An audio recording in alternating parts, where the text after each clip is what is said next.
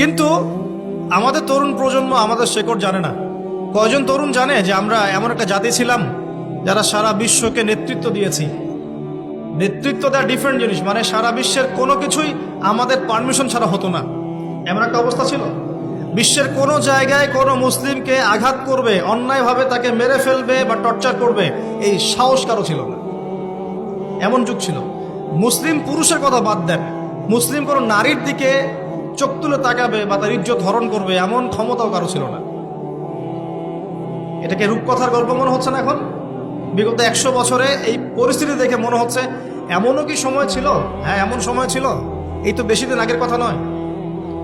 ঘরে ঘরে হাফেজ ছিল, ঘরে ঘরে হাফেজ, ঘরে ঘরে আলেম, ঘরে ঘরে মুফতি মুহাদ্দিস ভর্তি।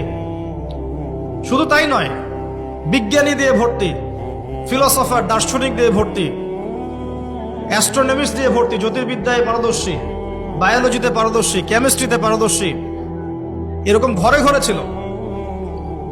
বর্তমান বিশ্বের যে শিক্ষা সেক্টরগুলো আছে, প্রত্যেকটা সেক্টরের ভিত্তি মুসলিমরা দিয়ে দিয়েছে বিশ্বকে, জানেন? এই যে অর্থনীতি নিয়ে আমরা এত বাড়াবাড়ি করি না, সবচেয়ে সেরা অর্থনীতি শিখিয়েছেন ইউসুফ আলাইহিস সালাম। কে শিখিয়েছেন? সূরা ইউসুফ পড়ে দেখেন। আমরা সূরা ইউসুফ এর নাম শুনলে মনে করি ইউসুফ মানে ইউসুফ জোলেখা, ইউসুফ জোলেখা, তাই না? মাথায় চলে আসে ইউসুফ আর জোলেখা। ইউসুফ আলাইহিস সালাম কি ছিলেন? খুব সুন্দর দেখতে ছিলেন, এতটুকু জানি আমরা। কিন্তু ইউসুফ আলাইহিস সালামের বাহ্যিক সৌন্দর্যের চাইতে তার চরিত্রের সৌন্দর্য আরো অনেক বেশি ছিল।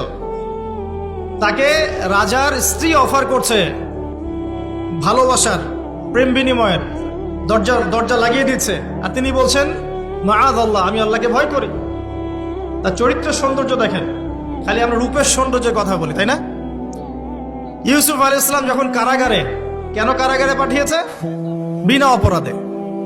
আর বিনা অপরাধেও মানুষ কারাগারে যায়। কারাগারে যারা যায় তারা সবাই যে অপরাধী এমনটা নয়।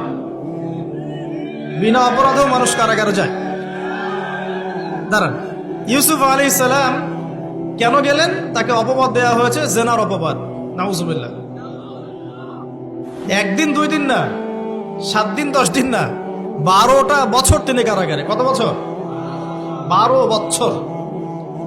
ওই 12 বছরের মধ্যে তিনি, একটা ঘটনা ঘটেছে, 2 জন কয়েদি এসেছে। কয়জন? নতুন কয়েদি। একজন বলছে যে আমি স্বপ্ন দেখলাম যে আমার মাথার মধ্যে রুটি রাখা হয়েছে, এই রুটি এসে পাখি খেয়ে নিচ্ছে। আর একজন স্বপ্ন দেখলো যে সে রাজাকে শরাব পান করাচ্ছে। ইউসুফ, তোমাকে সত্যবাদী মনে হয়, আমাদেরকে স্বপ্নের ব্যাখ্যা জানিয়ে দাও। এই 2 জন ব্যক্তি কিন্তু মুসলিম নন, মনে রাখবেন। এই 2 জন ব্যক্তি কি? অমুসলিম, কিন্তু মুসলিম নন। দেখেন, অমুসলিম ব্যক্তির স্বপ্ন সত্য হতে পারে। দলিল, অমুসলিম ব্যক্তির স্বপ্ন কি হতে পারে? সত্য হতে পারে। ইউসুফ আলাইহিস সালাম ব্যাখ্যা করে দিলেন যে